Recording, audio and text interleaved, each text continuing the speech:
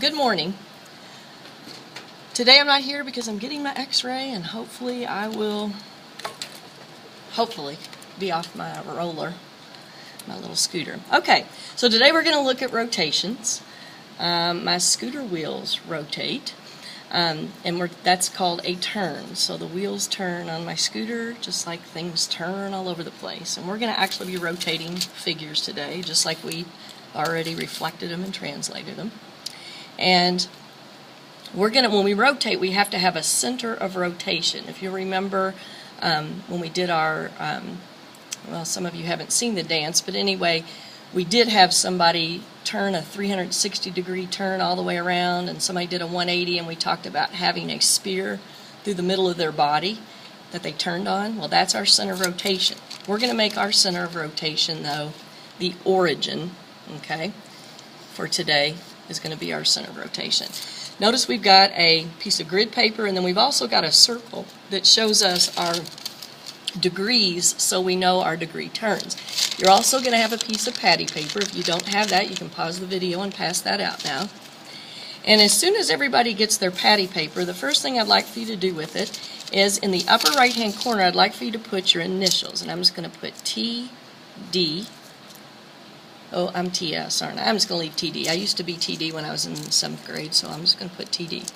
All right, and so what I'd like for you to do is put it in the first quadrant where we're on our circle.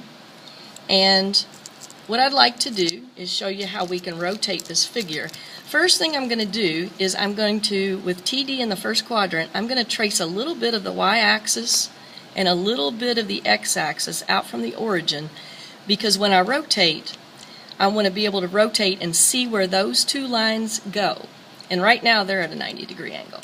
So underneath where I've written TD, I'm going to try my best to copy that underneath.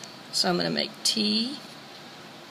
This will be easier when we move our, that's not great, but that's okay, when we do our figures, because we'll just do points on our figures. So now I'm going to put my pencil tip right at the origin at 0, 0. And now my patty paper moves. So notice my y-axis, see where I traced it? Okay, so I'm going to take my TD and I'm going to rotate it and see my y-axis, how it's moving. As soon as it gets to the x-axis, it has gone 90 degrees because I can look over here from my old y to my new y and see that it's gone 90 degrees. It went from 0 degrees where it was before at 0. And now I've turned it, and now it's laying on 90. So now, and my old x should be on the y now, and I can see my 90-degree angle there. And now TD is over in the second quadrant. So now I'm going to get underneath my paper, and I'm going to trace TD, and that's probably not going to be beautiful because I'm trying to trace the whole thing. Not beautiful, but it works enough that if I take my paper off, you can see the rotation, and now my TD is sideways, 90 degrees sideways in the next quadrant. Now I'm going to take my TD back to the first quadrant. We're going to do one more rotation. We're not going to do the 360 rotation, we're just going to do the 180. Or no, we're not going to do, we're not going to do the 270 and 360. But if I go 180, same thing, I'm going to turn it 90. Now I'm going to turn it 180. It's caught on something there. There we go. Now it's at 180. So now I'm down in the third quadrant after I go 180. I started in the first, then I turned to the second, now I'm in the third, and notice my right angle where I traced the x and y axis to begin with is matched up. And now I'm going to go underneath my tracing paper, and I'm going to trace TD. And that one was a little bit better because it's closer to me. If I take that off, you can now see TD down here has been rotated 180 degrees from the original TD. Okay, so we're going to do the same thing with some figures. So we're going to go down here where it says number 1, and we're going to trace the shape ACT. So I'm going to plot the point A at -1, 3. So I start at the origin, go over left -1 and up +3.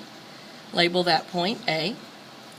Then I'm going to go to C, which is -8 on the X. I'll go left 1, 2, 3, 4, 5, 6, 7, 8. And then I'm going to go up 3, +3. And I'm going to label that C. And then the t is also at -8, so I'm over here at -8 on the x, and up 6, 1, 2, 3, 4, 5, 6 on the y. I'm going to label that t, and now I'm going to connect the dots. So I go to A, C, T, and back from T to A, and I've got a triangle. Now I'm going to trace that triangle on my patty paper, and when I trace it, remember also I'm going to trace the y, a little bit of the y in the x-axis at the origin. Now I'm going to plot my point A, C, and T, and then I'm going to trace it. Okay, now I'm going to put my pencil back on the origin, and notice it says down here we're rotating at 90 degrees. We're always going to be rotating clockwise. Counterclockwise. We're going to the left. Okay, I can rotate to the right also and go clockwise, but we're just going to go counterclockwise since our circle goes counterclockwise in its count of 90, 180, 270, and 360. Alright, so I'm going to put my pencil point on the origin, and now I'm going to rotate this 90 degrees. So I'm looking at this little corner by my origin, and I'm going to bring that, where it's on the x-axis, I'm going to bring it down 90 degrees to the y. So I just moved 90 degrees, and now I've got it in the third quadrant. I'm going from the second to the third. I'm going to go under my paper, and I'm going to plot the point A, C, and my, let's see here, my C, and then my T is right here. And I'm going to take my paper off, and I got to move these over a little bit. Okay, that should be A right there, and C right here. And I'm going to label those A prime, C prime, and T prime. And if you're not sure if you've got the letters in the right place, put your paper back over it and C. Yep, I've got A, C, T, A prime, C prime, and T prime. Now I'm going to connect my dots, and I'm going to label my points. So we're going to go down here, and A prime is at -3, -1. My C prime is also at -3, but it's at -1, 2, 3, 4, 5, 6, 7, 8. That's not a coincidence at -8. We'll talk about that. And then T prime, we were at -3, 4, 5, 6, and it's down at -8. So it's at -6, -8. Okay. Now I said there's no coincidence. Notice A and A prime. Notice that there's a 3 in the A prime. It just turned to negative because it went to the third quadrant. And notice there's a 1, and it's -1, and it stayed -1. And also notice that the -3 and -1 switched places.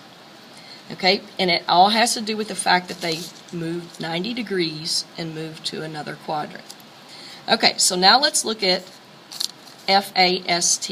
And if you need to stop the video, pause the video to let people catch up, that's fine anytime. Alright, so now we're going to plot the point F at 2, 4, 1, 2, 3, 4. And then we're going to go A at 2, 8. So we're going to go up 4, 5, 6, 7, 8. And there's A. Then we're going to go to S, which is -1, 8. So I'm going to go over to the origin, back 1, and up 8. And so there's my S. And then my T is at -1, 4. So I'm at -1, 1, 2, 3, 4, right by my A there. Okay, and that's actually going to be the T. So I'm going to label it T down here. So I go F, up to A, left to S, down to T, and back to F. Okay, the word fast. Alright, so now I've got a rectangle. Now I'm going to, let's see, it asks us to rotate that 180 degrees, okay, around the origin. Remember, we're going to go clockwise. Your homework will tell you, okay, you're going clockwise. Okay, so we're going to make our little square corner there for the X and Y axis. I'm going to plot the F, the A, the S, and the T. You don't really have to draw the figure. I'm not going to draw it this time.